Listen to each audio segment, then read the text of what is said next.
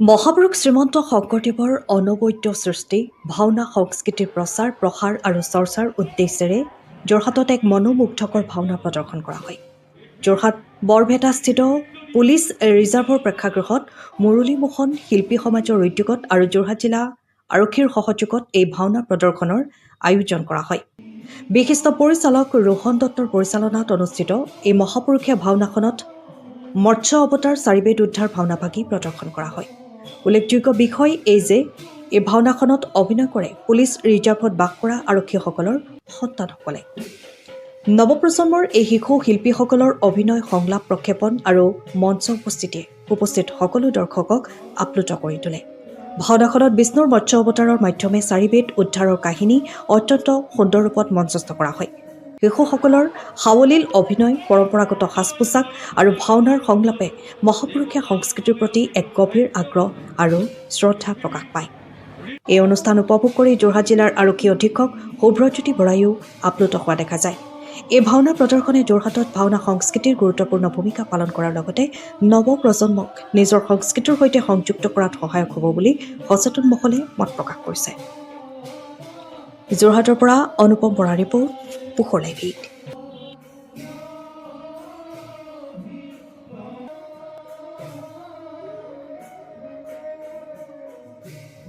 নমস্কাৰ, মোৰ নাম মৃগাংক মুদৈ আৰু মই ক্লাছ 7ত পঢ়িছোঁ।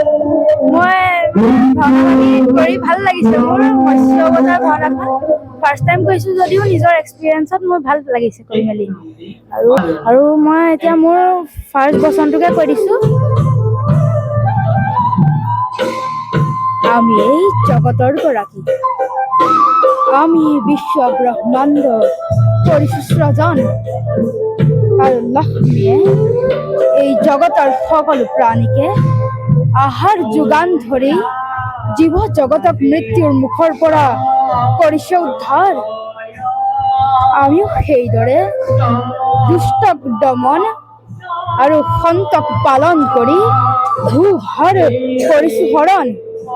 ইয়াৰ বাবে আমাৰ যুগে যুগে অৱতাৰ এই বসুধাৰ কক্ষত, কাৰণ আমি পালনকৰ্তা আৰু আমি বিষ্ণু।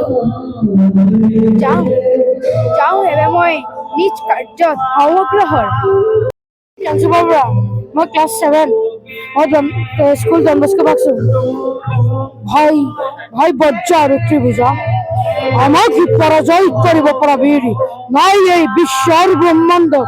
স্বৰ্গৰ দেৱতা আৰু পৃথিৱীৰ মনুষ্য, আমাৰ ভয়ৰ পৰপালয়ৰ সমস্ত দেশ জয় কৰি বিবেশিকাই সৃষ্টিকৰণ মহিমুখ কৰি এফালৰ পৰা হত্যা কৰি যাব লাগিব।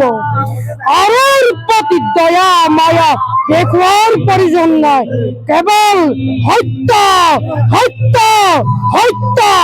কাৰণ মই যজ্ঞৰাজ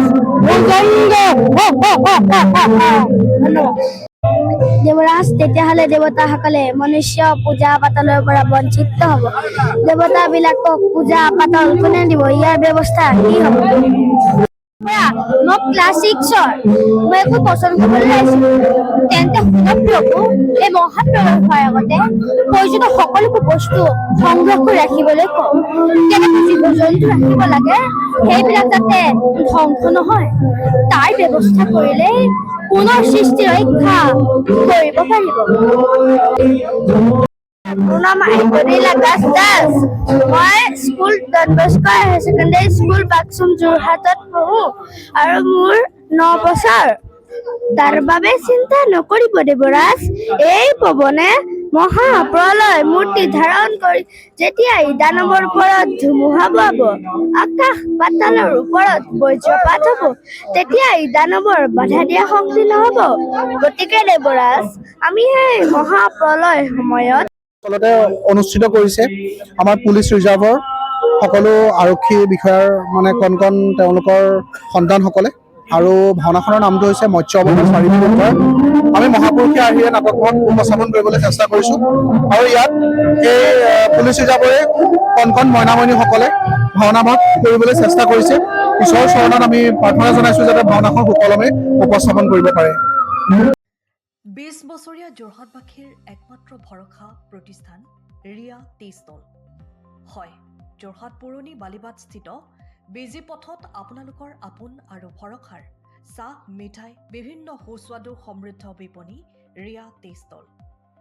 ৰিয়া টি ষ্টলৰ দ্বিতীয়খন সংযোজন ৰিয়া টি ষ্টল ৰাইজৰ বাবে মুকলি। ইয়াত নানান ধৰণৰ বিস্কুট, ব্ৰেড, সুস্বাদু পেষ্ট্ৰি, কেক, চাহ, কফিৰ লগতে বাৰ্থডে কেক উপলব্ধ। লগতে অৰ্ডাৰ মতে যোগান ধৰা হ'ব। তেনেহ'লে পলম নকৰি আহক আপোনালোকৰ প্ৰিয় বিপণী ৰিয়া টি ষ্টললৈ।